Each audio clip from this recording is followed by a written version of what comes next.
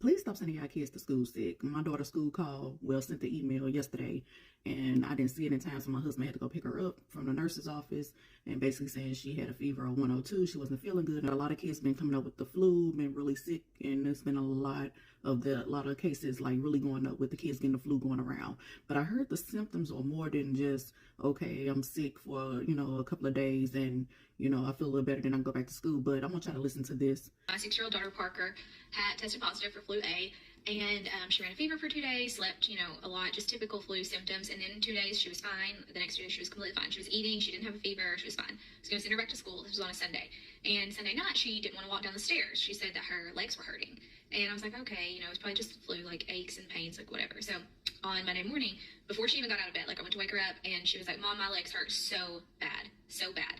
And I was like, okay, but again, no fever. She hadn't had a fever at this point since Saturday or maybe Friday. Like, it had been a while.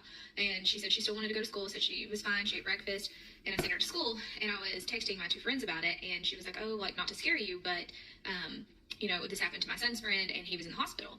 And I was like, you know what? I'm a nurse. Like, I know this. Like, this could be rhabdo or myositis. And I was like, ugh. So I called the pediatrician, and they were like, yeah, we want to see her. We want to make sure. And by the time we picked her up from school, like, she was limping everywhere. Like, she was not walking correctly at all. Like, we had to make her walk. She did not want to walk. It was her calves. They hurt really, really bad. And so the pediatrician sent us to the hospital for labs, and they were checking her CPK, and they said if it was over 3,000, they would admit her for fluids. So hers was not. It was close. It was like 2,800, but she was, not running a fever and very willing to drink and stuff. And so that's the treatment for this myositis. Myositis is like a viral response and where your muscles break down. So it was just a viral response to the flu.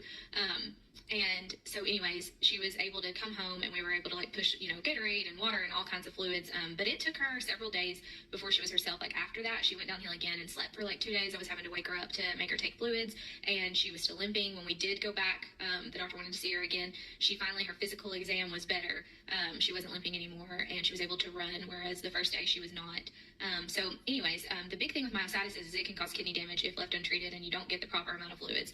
So if your kid is really sick still and refusing fluids, luckily she wasn't, that's when, you may need fluids from the hospital. This is not medical advice, but this is just some mom advice that if your kids are complaining after the flu of their legs hurting and maybe they're limping or whatever, maybe not to just like brush it off as, oh, it's just the flu, aches and pains, and maybe at least get them checked out. It's worth at least, you always want to get it checked out. It's better safe than sorry. So anyways, And like she said, if your kid not feeling good, keep them home and just don't brush it off.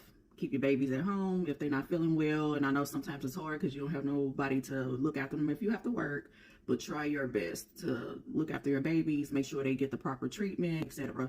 I'm not a medication,